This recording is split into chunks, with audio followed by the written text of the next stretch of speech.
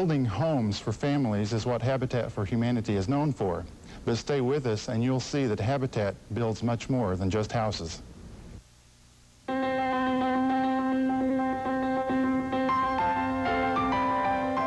This is Austin Faith Dialogue, a public affairs program discussing the important crossroad of religion in life, produced by Austin Metropolitan Ministries in cooperation with KTBC TV.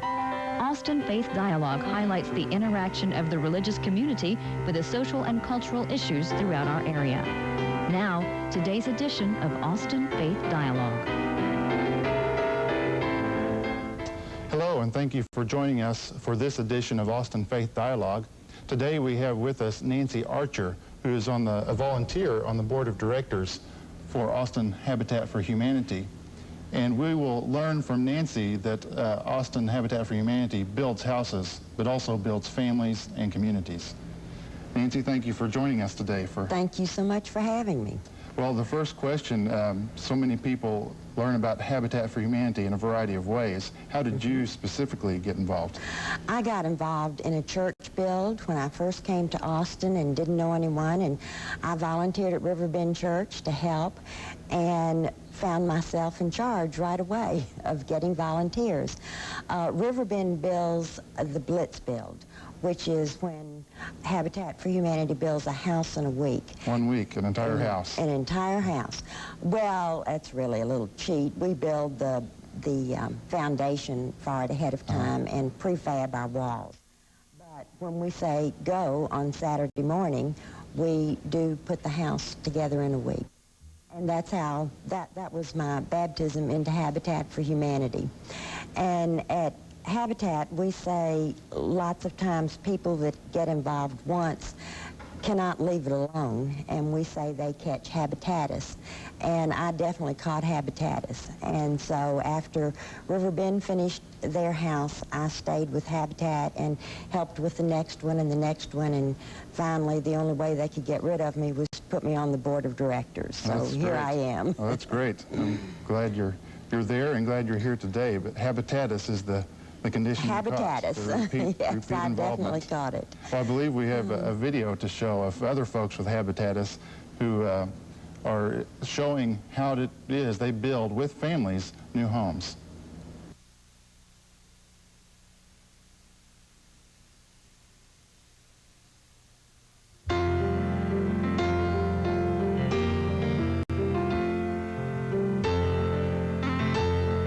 From Genesis to Revelation, God's compassion for the poor is evident in the Bible. At Habitat for Humanity, our ministry is based on that compassion. Because God cares, we care. We believe caring is a call to action for us and for Christians everywhere.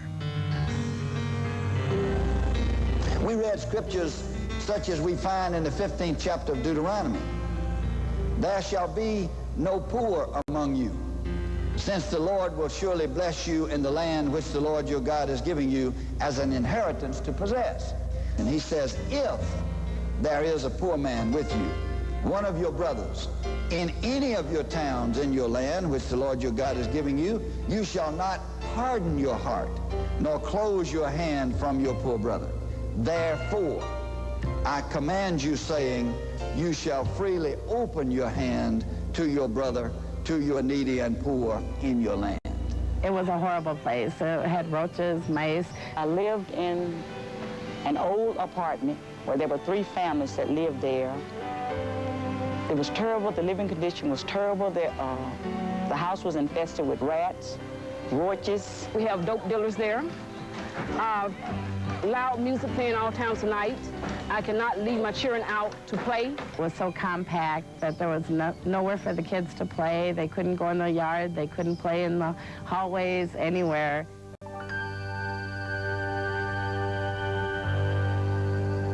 The tap root of Habitat for Humanity is at a Christian community near Americus, Georgia, a place called Cornelia Farm. And it was there with the late Dr. Clarence Jordan that we started building houses for needy families a little over 20 years ago. And we went right to the scriptures to find the formula by which we would build and by which these houses would be financed. We began to use what we call the Bible finance plan, or the economics of Jesus. We said we will build houses for low-income people who are living in substandard housing or who are homeless. And we will follow the mandate of Scripture that when you lend money to the poor, you won't charge interest. Using this idea, Millard Fuller, his wife Linda, and a group of concerned friends and supporters formed Habitat for Humanity in 1976. They made it their goal to eliminate all poverty, housing, and homelessness. Today, their vision is being realized one house at a time. With more than 1,000 Habitat projects now in place all over North America and throughout the world, Habitat for Humanity is helping people everywhere build a better home and a better life. In a decent house, people can live with dignity. They can raise children, nurture them, and send them out into the world to succeed. A house gives a family a sense of hope for the future. From the beginning, the church has been a cornerstone in our efforts to build houses that we sometimes call sermons of love. You know, one of the things that I believe that the church is really doing in the 90s is the church is operating faith in action. I think that faith without works is dead. We are about effectuating change. The church and Habitat for Humanity, a tremendous ministry which I think every church should be involved in. We become the practical tool of Habitat in a community like ours, and it's because of churches and church members that Habitat is possible. They become the partnership link, the people link, and the financial link, the stewardship link that helps us build these houses and change lives. Habitat helped our church come alive and be active and aggressive in the community, and people want to be part of a church like that. We had 5 churches involved in building this particular house, and we paid for approximately 25% of the cost of the home. The Lutheran church in town provided the foundation, the floors, and the walls, not only financially, but they came and conducted work parties on the site. An independent church in town provided the siding. The Assembly of God Church provided the money for the electrical. The Seventh-day Adventists provided the plumbing. And last but not least, the First United Methodist Church provided the painting for the home. Some denominations have statewide goals. In Mississippi, the United Methodists plan to build more than 600 houses by 1996. There are about 186,000 United Methodists in Mississippi, and during next week we're going to be having annual conference here. So as a part of our conference experience and conference witness, we're committed to build this house. I've been working in church work for about 20 years now, and I've never seen anything catch faith and catch fire like Habitat for Humanity in the churches. Regardless of the denomination, people are interested, they're excited, and they want to get involved. Habitat brought our congregation together like nothing else that I have seen. It was not the pastor's project. It was not the governing board's project. It was the project of the whole congregation, and everyone felt a tremendous sense of ownership and satisfaction and enthusiasm about being involved in it. Habitat for Humanity uses what we call the theology of the hammer. We know that many people cannot agree on many subjects, and we're Democrats and Republicans and conservative and liberal and black and white and rich and poor, but Habitat is one of the few organizations, or really one of the few movements, that brings people together agreeing on a hammer. Most people... Well, that video certainly shows many, many people getting involved and being affected in such a good way by Habitat. Who does get involved? This video showed many churches. Right. We have many other people other than congregations that get involved. We're very fortunate in Austin that the business community supports us so beautifully, and we partner with many businesses in Austin to build homes as well as congregations. We're also very fortunate in that the city government is very cooperative with us when we need inspectors on site and when we need streets cleared and the plumbing in and things like that. The city's very helpful with us.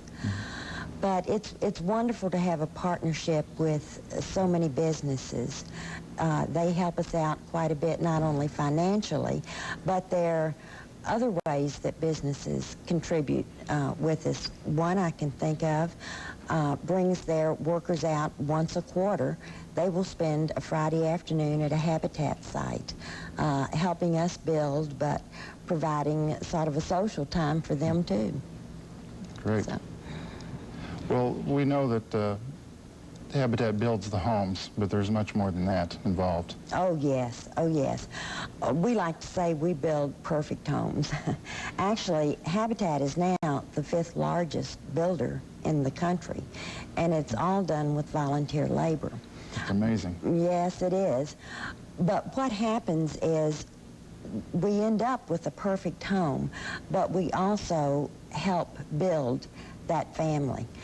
They are so appreciative that they have the opportunity of home ownership, and it changes their lives completely. The first house we did in Austin was in 1985, and of course I wasn't even here for that. But we rehabilitated a house, and our first homeowner was a single mother with 4 children. And she had done her 400 hours of sweat equity, which is considered a homeowner's down payment into the house. And as they were getting ready to move in, her 16-year-old daughter was pregnant. And she told that daughter that she was going to have that child and that she was going to college and set an example for her brothers and sisters. And after they moved into the home, the daughter had the child. And I'm happy to report that about 2 years ago, she received a master's degree from the University of Texas in sociology. And her other 3 brothers and sisters are all in college. That's a wonderful story. She's our very first success story, and we're very happy. And that happens with families all the time when they have their own home ownership. When we are out at a site building, not only are we building a house and building with families that buy homes, but it's very interesting what happens to a block at a time or a neighbor at a time. We usually build on Wednesdays, Fridays, and then Saturday is our big day because most people don't have to work on Saturday.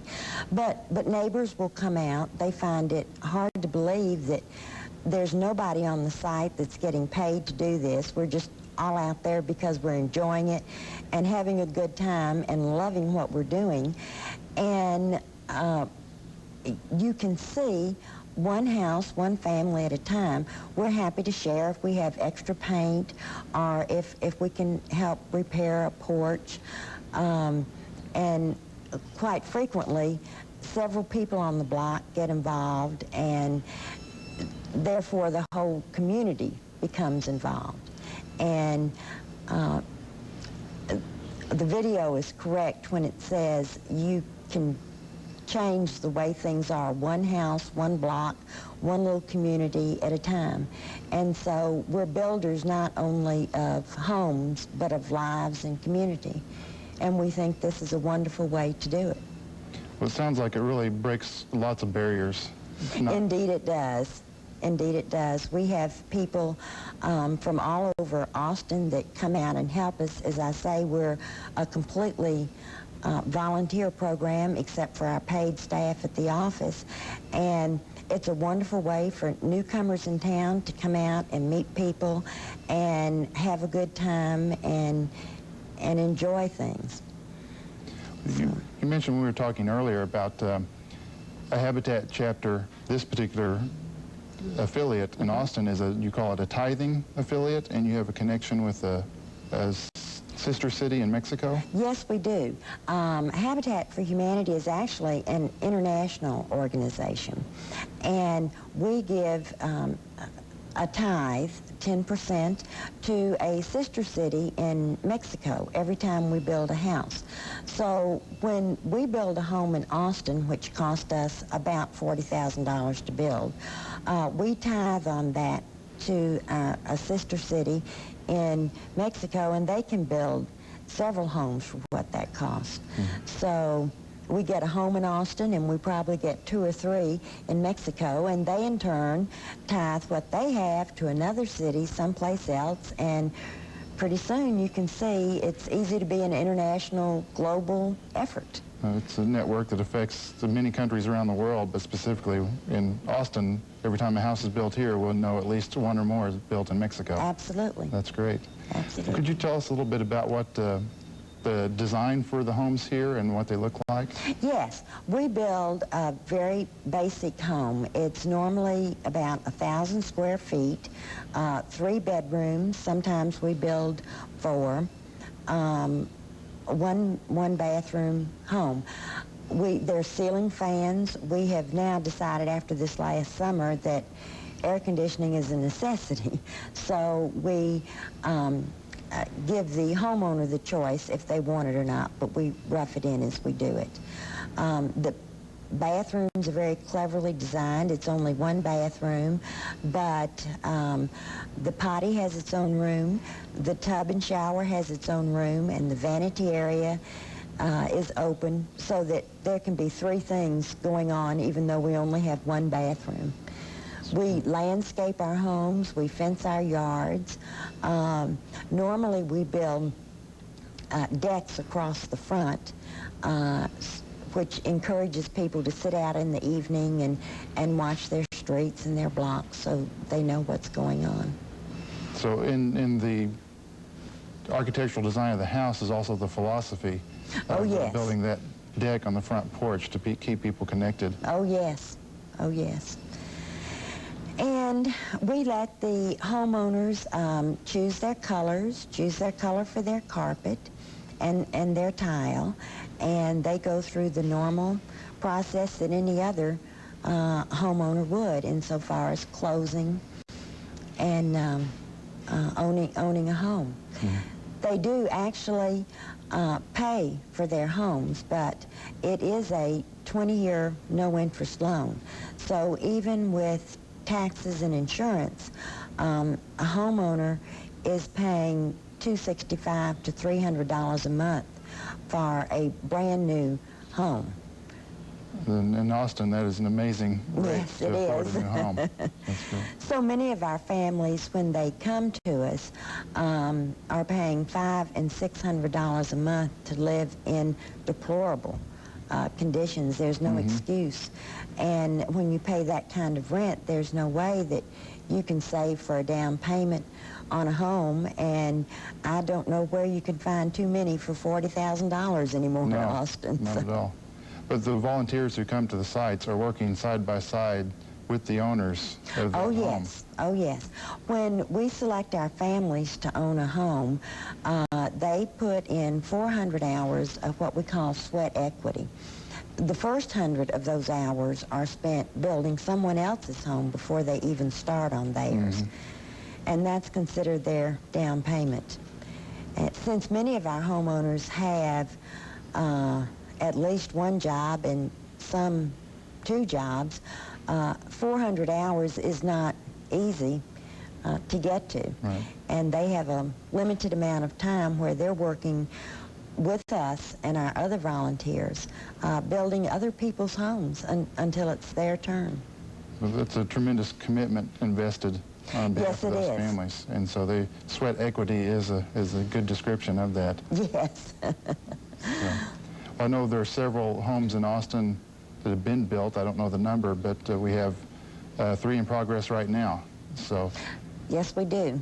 That's good. Well, when we come back after this short break, we'll have a hands-on demonstration and also tell you more about how you can get involved building homes for families. Serving Austin means serving you. That has always been the primary goal of Austin Metropolitan Ministries. We are religion in action through the work of these organizations. Each plays a key role in making the capital city a better place to live, but we can't do it alone. Do you have some spare time, talents, or any resources that you can share? If you do, please call AMM at 472-7627, because serving Austin means serving you.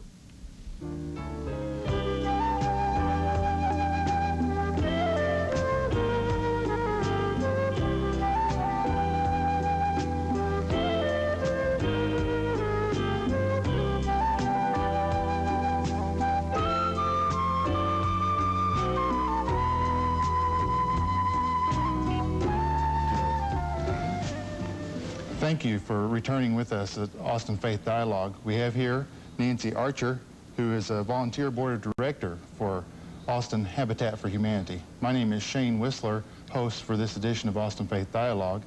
And you can see that Nancy is demonstrating that how quick you can get into gear for building homes. And tell us, we want to encourage people that they don't have to be very fluent, so to speak, with a hammer and nail. Oh, no, not at all. There's so many ways to participate in habitat besides construction. But I got to the point where I just love construction, and my children gave me this for Christmas, so I've got all the right gear. And I'm going to show you this morning how to put a roof on. One of the things that we do at Habitat is make things with our leftover lumber. And I like to say that I've done everything on a house but put a roof on. I still do not have the courage to put a roof on. So you and I are going to put a roof on this morning. We have a wonderful other part of Habitat called our Restore.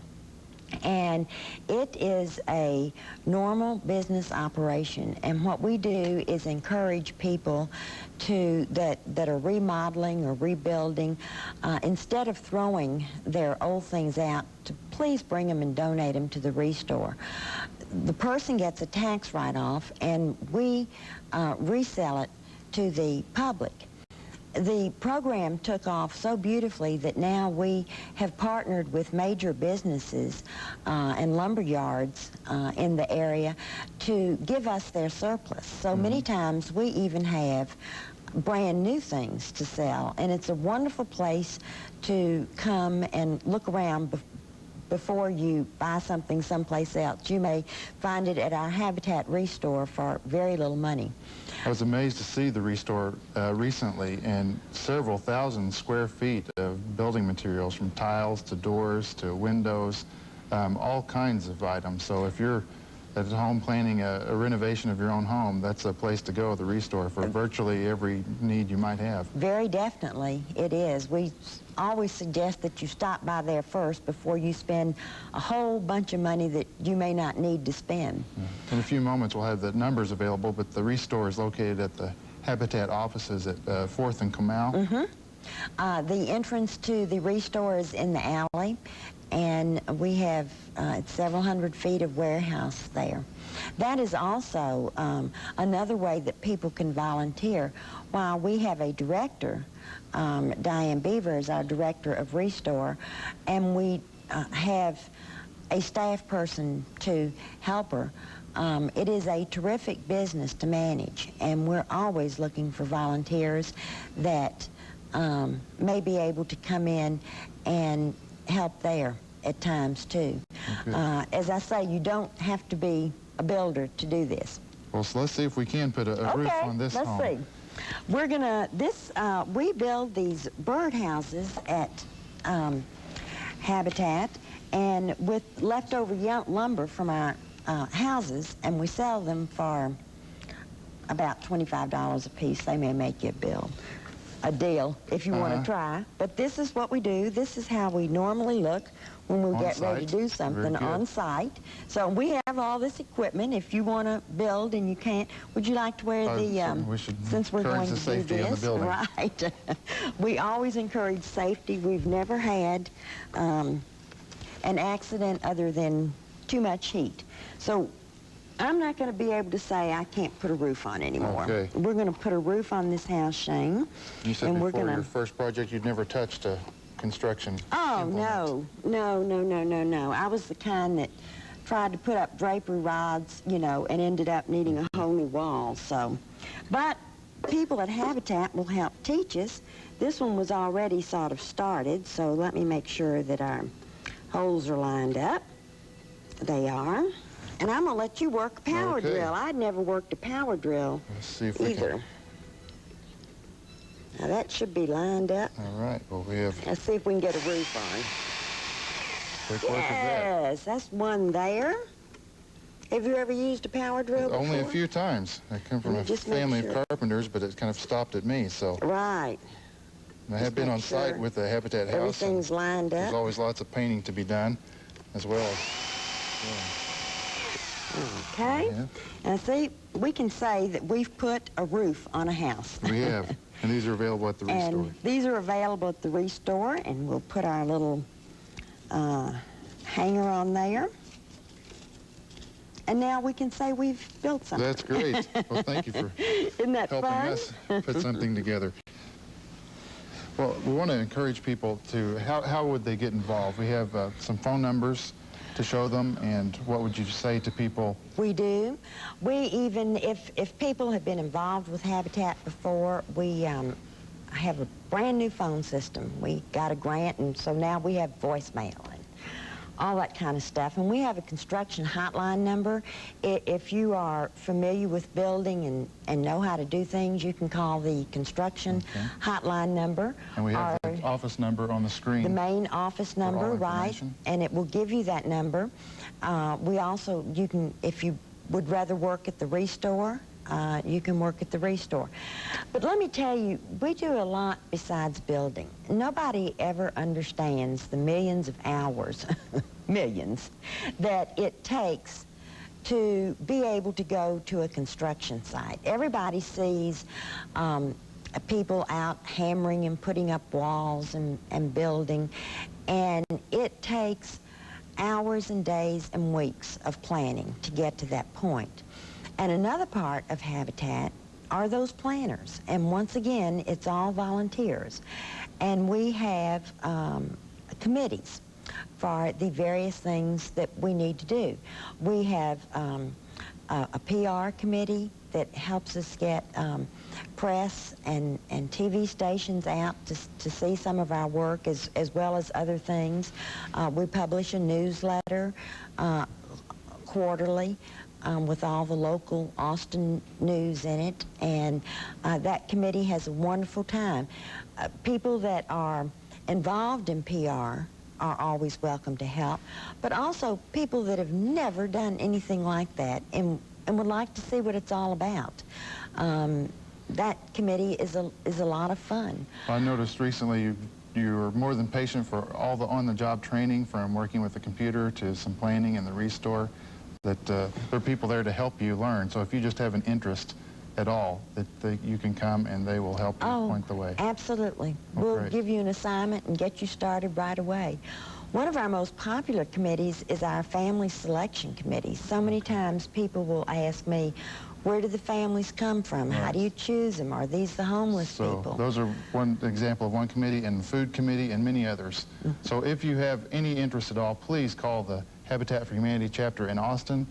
And until then, I'm Shane Whistler. Peace be with you.